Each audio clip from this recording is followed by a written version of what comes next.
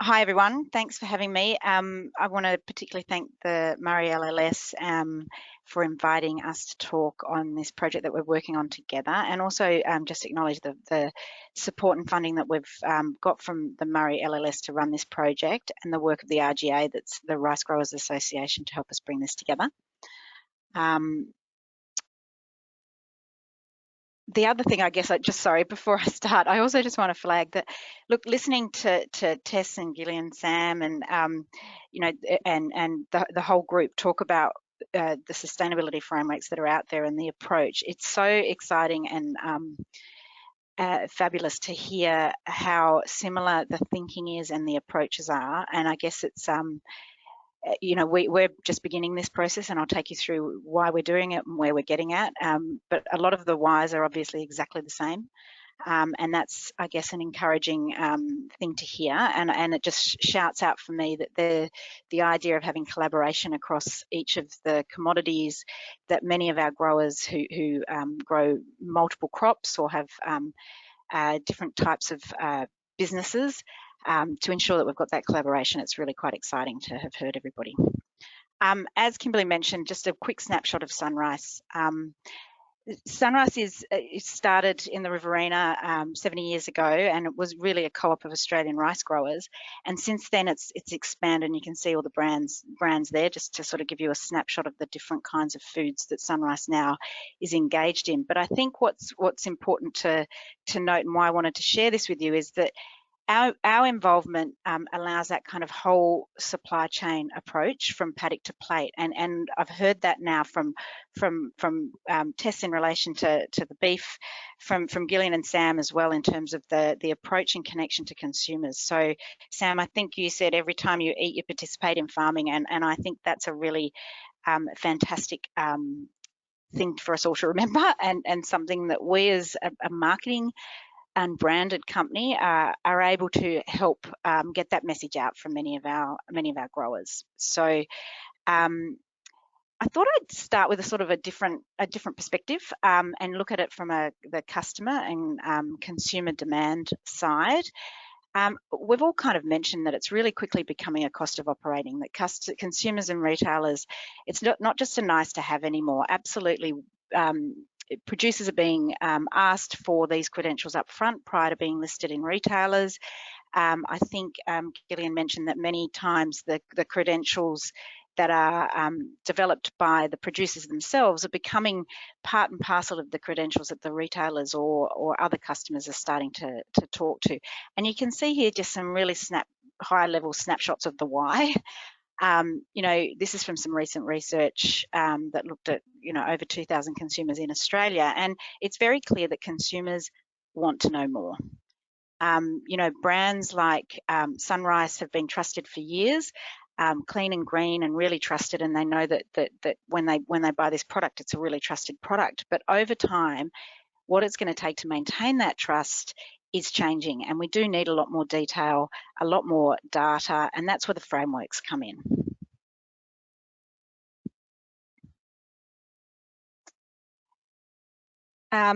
So I guess the why, as I said, it's very similar to what Tess put up on her slide. The why is it's pretty clear. I think Tess talked about trust a lot, and market access and capital, and that's really what when we started this project, we connected with a group of growers, over 24 Riverina rice growers, to really understand what sustainability meant to them. And a large part was trying to connect, I think, what a lot of you people have been hearing today.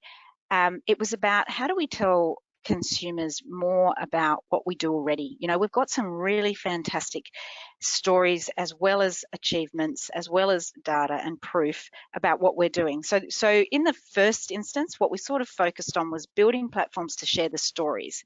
But as we've heard through all of this discussion about frameworks and data and verification, it really it's really not enough just to tell the stories anymore.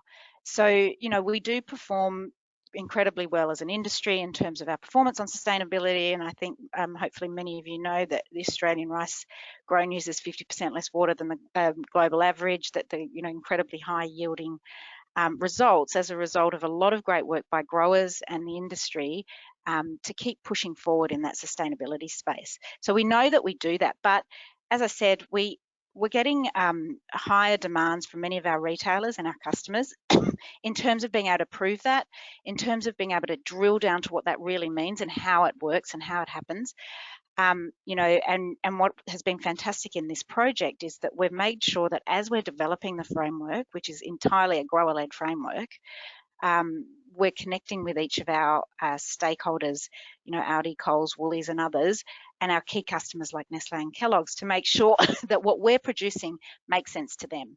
You know, when we talk to Kellogg's, very much about what it is they want to achieve, what it is their consumers are asking for, and how can our growers help them tell that story to consumers. I think it was Tess that was talking very much about the stakeholder engagement and how essential that is. I look at the work that's been done in the beef space, it's really remarkable, and so really highly commend the work that's been done, because you know, bringing that stakeholder engagement and maintaining that all the way through is absolutely fundamental. If it doesn't make sense to the consumer, if it doesn't make sense to the retailer, we have to be really, really conscious of that to make sure it's effective. The other thing I wanted to bring up, and I think today's been a really great example of this, is that, you know, as I said, many of our growers grow multiple crops and have different farming systems, and the rice system is part of a whole system. It's a whole of farm approach to farming. So it didn't make sense to us to build a framework that only focused on rice. And what you'll see and what we did is that we needed to highlight the unique aspects of rice, but we have to be very, very conscious as we build it out and as we start to identify what data can be used to support the framework, that we look at what everybody's doing in the other commodities. We've made a promise in a way to our growers that, you know, if a piece of data is being collected by one of their other commodities in relation to something where we have a shared vision and goal, we need to make sure that we align on those sorts of things to ensure that the grower can get the maximum benefit out of that one piece of data, and that we can, as an industry, make sure we're being consistent in the way we're judging progress. It's not an easy task, but it's something that we're really committed to. And obviously, we always like to flag that, you know, all of the work that's being done by the Australian agricultural industry is making a contribution to the Global Sustainable Development Goals. Again, they have their own indicators, their own goals, and we just need to be cognizant of how we collect data, how we talk about it, to ensure that we can help position Australia and the Australian agricultural industry as making a really meaningful contribution to that. So I wanted to just give you a really quick snapshot of how we got to where we are and where we're at now. We are in the early days, but right from the word go, we wanted to make sure that this was a grower-led design process. So the role of SunRice in this is very much a facilitation role. And what we did in order to make that really come alive was we brought together a group of 24 rice growing businesses, and the families came along and started with that question. I think right at the beginning of the presentation, we talked about what does sustainability mean, and that was the question that we asked. There are a couple of really key things that came out of that. The first was that it meant different things to different people, but ultimately it was about making choices that ensured the industry was around for another 100 years, 200 years, you know, so that we were actually taking care of all of those natural resources in order to ensure that the industry continued. As we went down the design process, we had another couple of check-ins. All the way through that was to make sure, what does this framework need to look like? What are the priorities? What is the thing that we're trying to get to? And ultimately, we have landed on this particular statement of what the rice growers promise, which is the Australian rice growers sustainability framework. As with many of the frameworks we've seen already, there's three pillars, and the three pillars very much deliver what is centre and core to the success of the industry, which is the environment. So similarly to many of the other frameworks, it's about innovation, it's about community, and it's about quality. And those statements there reflect what the working group of growers have come up with. Where we're at the moment is we're testing this. This is very early days. We've worked with as I said, a defined group of growers. I will show you on the next slide what those priorities are. Similarly to the beef framework, the priorities were identified by the growers as the things that they felt reflected the sustainability industry, They were checked and aligned with the things that the industry more broadly was looking at. And also now our next step on that is to really engage with consumers. And again, that's a role that SunRice is able to play in this process in order to be able to really test whether this makes sense to a consumer. And in the same way, I think that Gillian talked about building a brand and building equity in that brand. It's a similar idea here. We want people to see that Rice Growers Promise brand, to understand what's behind it, and to trust it. And in order to do that, there needs to be really solid, verified data that's able to prove that we are making progress and we're delivering on the promise.